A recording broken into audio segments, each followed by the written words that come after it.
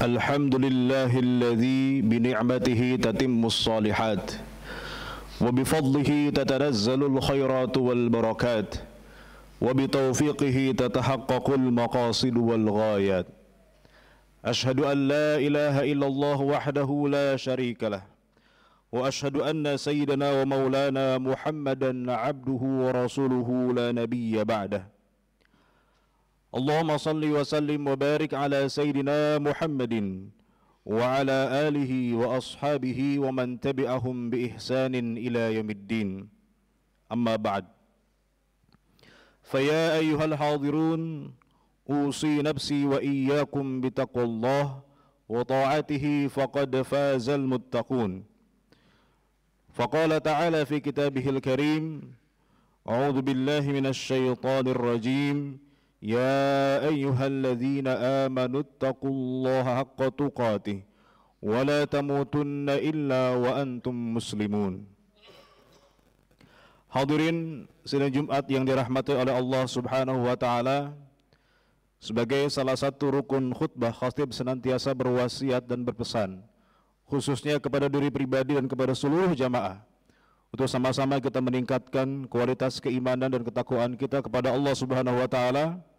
Mudah-mudahan dengan ketakwaan kita, Allah senantiasa memberikan jalan keluar atas segala permasalahan hidup kita, dan mudah-mudahan ketakwaan kita menjadi bekal terbaik kita untuk menyongsong hari abadi kelak di akhirat. Jamaah rahimakumullah, tidak lama lagi di bulan Zulhijjah nanti kita akan melaksanakan ibadah yang menjadi salah satu syiar agama Islam, yaitu menyembelih hewan kurban. Menyembelih hewan kurban ini adalah bagian dari rangkaian ibadah ritual dalam rangka bertaqarrub, mendekatkan diri kita kepada Allah Subhanahu wa taala, dan sebagai bentuk persembahan ketaatan kita kepada Allah Subhanahu wa taala. Ibadah kurban juga menjadi ibadah simbolis untuk mengenang sejarah Nabi Ibrahim alaihissalam yang syarat dengan pelajaran dan nilai-nilai luhur.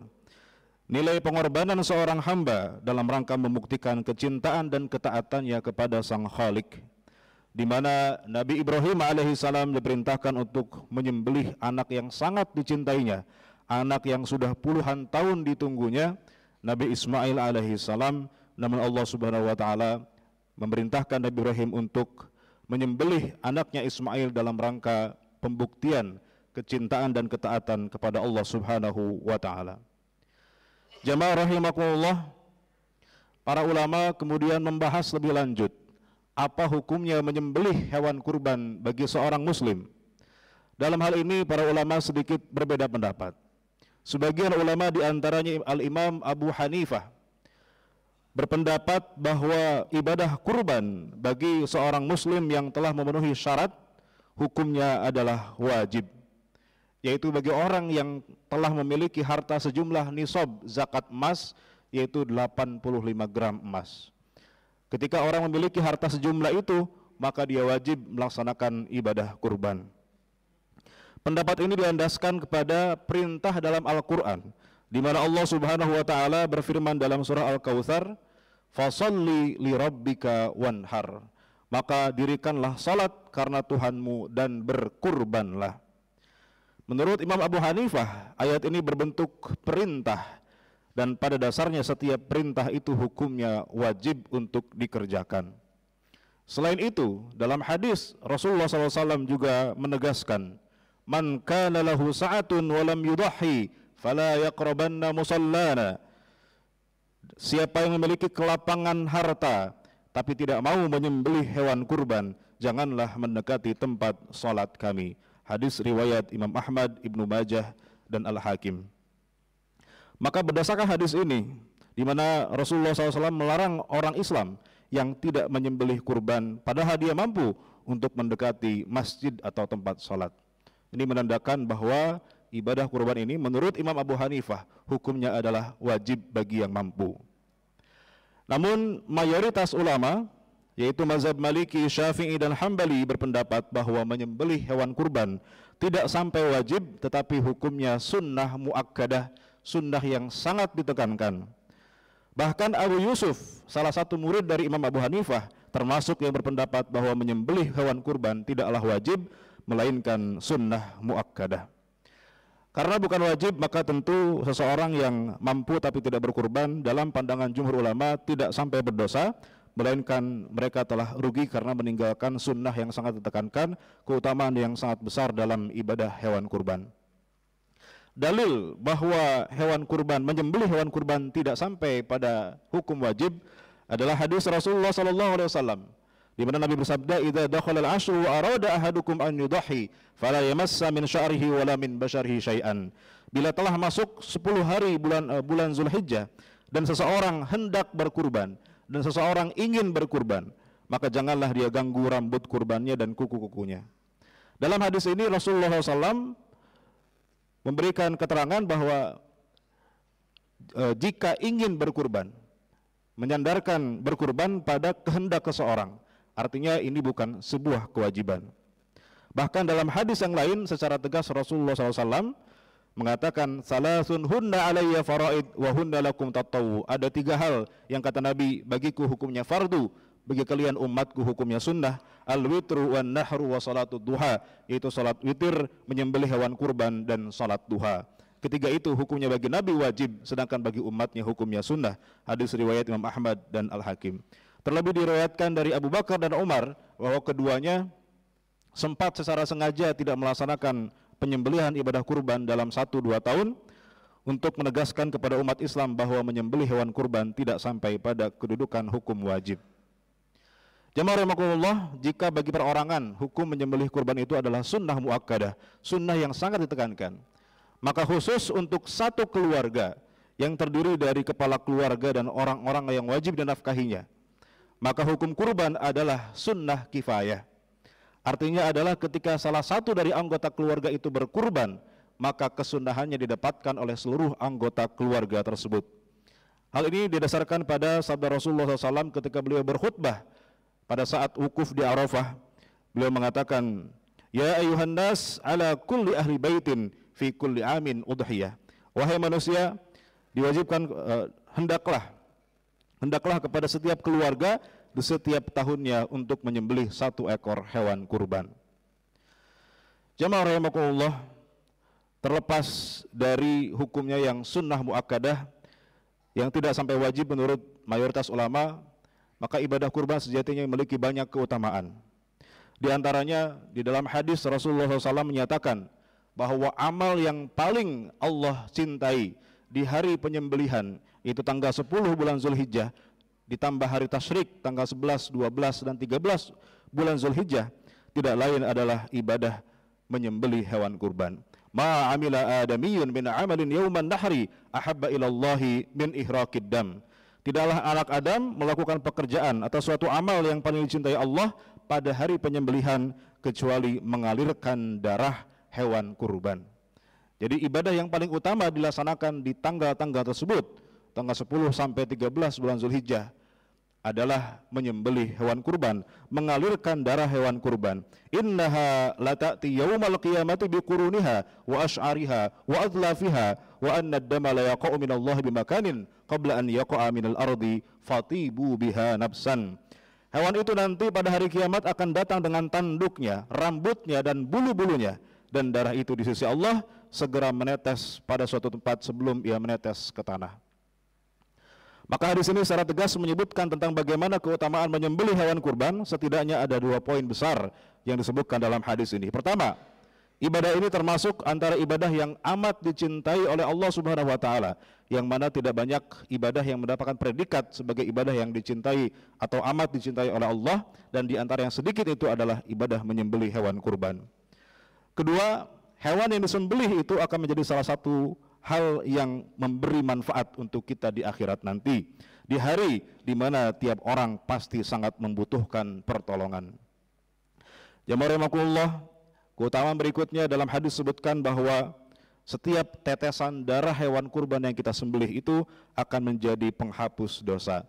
Sebagaimana Rasulullah SAW bersabda kepada Fatimah, anaknya, ketika Fatimah ingin berkurban lalu disembelihkan oleh Rasulullah SAW, maka Nabi berkata kepada Fatimah, "Ya Fatimah, qumi ila udhiyatiki fashhadiha." wahai Fatimah, bangkit dan saksikanlah penyembelihan kurbanmu ini.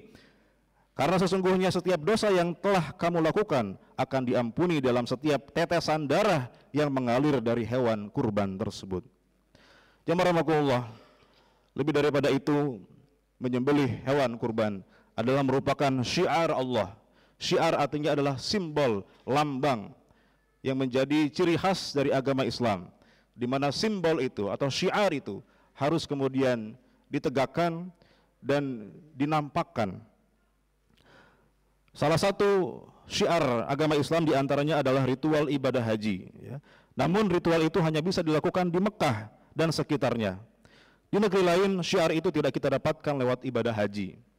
Lalu dengan cara apa dan bagaimana syiar Allah SWT bisa nampak nyata di negeri yang lain termasuk di negeri kita ini? Maka jawabannya salah satunya adalah lewat penyembelihan hewan kurban. Menyembelih hewan kurban merupakan salah satu bentuk dari syiar-syiar Allah dan juga syiar agama Islam. Hal itulah yang kemudian ditegaskan dalam Al-Quran. Wal budna ja'anaha lakum min sya'airillahi lakum, dan telah kami jadikan untuk kamu unta-unta itu sebagian dari syiar Allah. Maka sebagai syiar tentu kita harus jaga kesuciannya, kita harus jaga sakralitasnya. Namun sayangnya kesucian dari syiar agama ini seringkali kemudian dipertontonkan dengan cara-cara yang kurang mencerminkan prinsip yang dijunjung tinggi oleh agama Islam itu sendiri, yaitu prinsip kebersihan, kerapihan, dan keteraturan. Padahal agama Islam adalah agama yang sangat menjunjung tinggi ketiganya. Maka euforia penyembelihan hewan kurban ini tetap wajib mengacu kepada prinsip tersebut, yaitu dengan tetap menjaga kebersihan, kerapihan, dan keteraturan. Tidak mentang-mentang menyembelih hewan kurban itu adalah syiar, lantas kita boleh sembarangan mengotori lingkungan dengan membuat kandang kambing atau sapi yang tidak layak, yang menyebarkan polusi, najis, dan kotoran di lingkungan pemukiman. Mari kita contoh kota Mekah dan Madinah. Keduanya adalah pusat peradaban Islam. Menjelang Hari Raya Idul Adha, kita tidak melihat sepanjang trotoar kota itu berubah jadi kandang kambing seperti yang setiap tahun kita saksikan di banyak tempat di Indonesia. Maka perlu kiranya dipikirkan oleh semua umat Islam di negeri ini untuk tetap menjaga syiar-syiar agama Islam dengan sepenuh kesadaran untuk tetap menjunjung tinggi kebersihan, keindahan, dan kenyamanan di lingkungan pemukiman. Tidak ada salahnya penyembelihan dan juga pemusatan sementara hewan-hewan itu disiapkan dengan sebaik-baiknya, misalnya dengan menyewa lahan kosong yang tidak mengganggu masyarakat di sekitarnya. Jamaah rahimakumullah, bahkan dalam hadis yang lain Rasulullah SAW menyetarakan, atau dalam ayat Al-Quran Allah Subhanahu Wa Taala menyetarakan ibadah hewan kurban ini dengan ibadah salat. Qul inna salati wa nusuki wa mahyaya wa mamati lillahi rabbil alamin. Katakanlah, sesungguhnya salatku, sembelihanku, hidupku dan matiku adalah untuk Allah, Tuhan semesta alam. Jemaah Allah, terakhir khatib ingin menyampaikan beberapa kesunahan yang patutnya diperhatikan bagi kita yang ingin berkurban di tahun ini. Pertama, ada kesunahan di mana kita disunahkan bagi pekurban untuk menyembelih sendiri.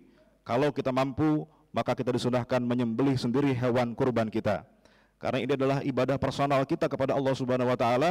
Kita ingin mempersembahkan hewan kurban terbaik kita kepada Allah Subhanahu Wa Taala. Maka kalau bisa menyembelih sendiri, maka disunahkan dan sangat dianjurkan kita menyembelih sendiri hewan kurban kita. Kalaupun tidak bisa menyembelih sendiri, maka boleh diwakilkan kepada orang lain, tapi minimal kita ikut menyaksikan pada saat proses penyembelihannya. Maka itulah yang kemudian dikatakan oleh Nabi kepada Fatimah, Qumi ila udhiyatiki fashhadiha. Wahai Fatimah, berdirilah dan saksikan penyembelihan hewan kurbanmu itu. Jemaah rahimakumullah, namun tentu kalau ada orang yang kemudian berkurban di tempat yang jauh dan dia tidak bisa menyaksikannya, tentu ibadah kurbannya tetap sah. Tapi kalau kita ingin mendapat pahala yang lebih dan paling utama, maka minimal kita menyaksikan pada saat proses penyembelihannya. Jemaah rahimakumullah, kesunahan yang kedua bagi orang yang hendak berkurban, maka disunahkan untuk tidak mencukur rambut, bulu-bulu badannya, dan tidak memotong kukunya ketika sudah masuk bulan Zulhijjah sampai proses penyembelihan. Dalam hadis sebutkan riwayat Imam Muslim, "Idza ra'aitum hilala Dzulhijjah wa arada ahadukum an yudhhiya falyumsik an sya'rihi wa adfarihi." Bila kalian melihat hilal bulan Zulhijjah dan seseorang di antara kalian ingin berkurban, maka jagalah rambut dan kuku-kukunya. Para ulama kemudian mengatakan bahwa hukum memotong rambut atau memotong kuku bagi orang yang berkurban di bulan Zulhijjah itu hukumnya makruh, tidak sampai haram, walaupun mazhab Hambali mengatakan itu sebagai sebuah keharaman. Maka perhatikan bagi orang yang ingin berkurban ketika mau masuk bulan Zulhijjah, masuk tanggal pertama bulan Zulhijjah sampai waktu penyembelihan, maka disunahkan untuk tidak memotong rambut dan bulu-bulu di badannya dan juga tidak memotong kukunya. Hikmah dari hal tersebut menurut para ulama adalah supaya semakin banyak anggota badan kita yang dibebaskan dari api neraka. Jemaah Allah, terakhir ada larangan yang perlu kita juga perhatikan dalam ibadah kurban, bahwa yang pertama, Rasulullah SAW melarang kita untuk menjual bagian tubuh dari hewan kurban kita. Kata Rasulullah SAW, man ba'a jilda udhiyatihi fala udhiyatalah. Siapa yang menjual kulit hewan kurbannya, maka tidak ada kurban baginya. Maka perlu diperhatikan terutama bagi panitia kurban untuk menjaga agar ibadah kurban para pekurban ini kemudian sah dan diterima oleh Allah Subhanahu wa taala dengan cara tidak menjual bagian tubuh hewan kurban itu. Karena praktek di lapangan sebagian panitia ada yang kemudian menjual bagian tubuh hewan kurban untuk membiayai operasional penyembelihan dan pengurusan hewan kurban tersebut. Padahal ini sesuatu yang dilarang dalam hadis, karena ini akan menyebabkan tidak sahnya ibadah kurban tersebut. Tetapi ada pengecualian di mana ketika hewan kurban itu diserahkan kepada fakir miskin, kemudian fakir miskin itu yang menjual bagian tubuh tersebut, maka itu dibolehkan. Tetapi untuk panitia pekurbannya sendiri termasuk orang kaya yang menerima hewan kurban itu, maka tidak diperbolehkan untuk menjualnya, hanya boleh untuk dimakan atau dikonsumsi. Yang boleh menjual hewan kurban itu adalah penerima yang mana mereka adalah fakir miskin. Jemaah Allah, selain menjual bagian tubuh hewan kurban, juga ada larangan di mana bagian tubuh hewan kurban tidak boleh dijadikan sebagai upah untuk tukang jagal atau untuk panitia. Larangan ini disebutkan dalam hadis riwayat Ali bin Abi Thalib, amaroni Rasulullah sallallahu alaihi wasallam an aquma ala budnihi wa atasaddaqa bilahmiha wa juludiha wa ajillatiha wa alla u'tiyal jazzara minha syai'an. Kata Ali, ketika Ali bin Abi Thalib disuruh menjadi panitia kurban Rasulullah sallallahu alaihi wasallam. Rasulullah berkurban beberapa ekor unta, lalu kemudian diurus penyembelihannya oleh Ali bin Abi Thalib. Maka Ali bin Abi Thalib mengatakan, Rasulullah memerintahkan kepadaku untuk mengurus unta-unta kurbannya dan untuk menyedekahkan dagingnya, kulitnya dan jilalnya, dan untuk tidak memberikan tukang jaga dari bagian tubuh tersebut, dari bagian tubuh hewan kurban tersebut. Maka kemudian Ali mengatakan, nahnu nu'tihi min indina, kami yang memberikan upah dari uang kami sendiri. Bukan berarti panitia atau tukang jaga tidak boleh diberi upah, justru seharusnya diberi upah karena tentu ada tenaga dan waktu yang dihabiskan. Tetapi upah tersebut jangan diambil dari bagian tubuh hewan kurban tersebut, karena sejatinya hewan kurban itu adalah hewan yang kita telah persembahkan untuk Allah Subhanahu wa taala, maka hewan itu tidak boleh diperjualbelikan atau ditransaksikan sebagai upah pembayaran. Sama seperti harta yang kita wakafkan, tanah yang kita wakafkan untuk Allah Subhanahu wa taala, sejatinya tanah itu sudah menjadi milik Allah, tidak boleh kita perjualbelikan. Begitupun hewan kurban kita, jika kita ingin hewan kurban kita sah diterima oleh Allah Subhanahu wa taala, maka mari kita sama-sama perhatikan sunnah-sunnah dan larangan-larangan terkait hewan kurban tersebut. Barakallahu li wa lakum fil Qur'anil azim wa nafa'ani wa iyyakum bima fihi minal ayati wadh-dhikril hakim wa taqabbala minni wa minkum tilawatahu innahu huwas samiul alim. Alhamdulillahi ala ihsanih wa syukru lahu ala taufiqihi wa amtinanih wa asyhadu an la ilaha illallah wahdahu la syarikalah wa asyhadu anna sayyidana wa maulana Muhammadan abduhu wa rasuluhu la nabiyya ba'dah. Allahumma salli wa sallim wa barik ala sayyidina Muhammad wa ala ali sayyidina Muhammad wa ala alihi wa sahbihi wa man tabi'ahum bi ihsanin ila yaumiddin amma ba'd. Fa ya ayyuhan nas ittaqullaha fima amar wantahu amma naha wa'lamu anna Allah amarakum bi amrin bada'a fihi bi nafsihi wa thanna bi malaikatihi bi qudsihi وقال تعالى إن الله وملائكته يصلون على النبي يا أيها الذين آمنوا صلوا عليه وسلموا تسليما اللهم صل وسلم وبارك على سيدنا محمد وعلى آل سيدنا محمد وعلى أنبيائك ورسلك والملائكة المقربين وارض اللهم عن الخلفاء الراشدين أبي بكر وعمر وعثمان وعلي وعن بقية الصحابة والتابعين وتابع التابعين لهم بإحسان إلى يوم الدين وارض عنا معهم برحمتك يا أرحم الراحمين. اللهم اغفر للمؤمنين والمؤمنات والمسلمين والمسلمات الأحياء منهم والأموات إنك سميع قريب مجيب الدعوات ويا قاضي الحاجات وغافر الذنوب والخطيئات برحمتك يا أرحم الراحمين. اللهم ادفع عنا البلاء والوباء والزلازل والمحن وسوء الفتن ما ظهر منها وما بطن عن بلدنا هذا خاصة وعن سائر بلدان المسلمين عامة برحمتك يا أرحم الراحمين. ربنا ظلمنا أنفسنا وإن لم تغفر لنا وترحمنا لنكونن من الخاسرين. ربنا آتنا في الدنيا حسنة وفي الآخرة حسنة وقنا عذاب النار والحمد لله رب العالمين. عباد الله إن الله يأمر بالعدل والإحسان وإيتاء ذي القربى وينهى عن الفحشاء والمنكر والبغي يعظكم لعلكم تذكرون فاذكروا الله العظيم يذكركم واشكروه على نعمه يزدكم ولذكر الله أكبر.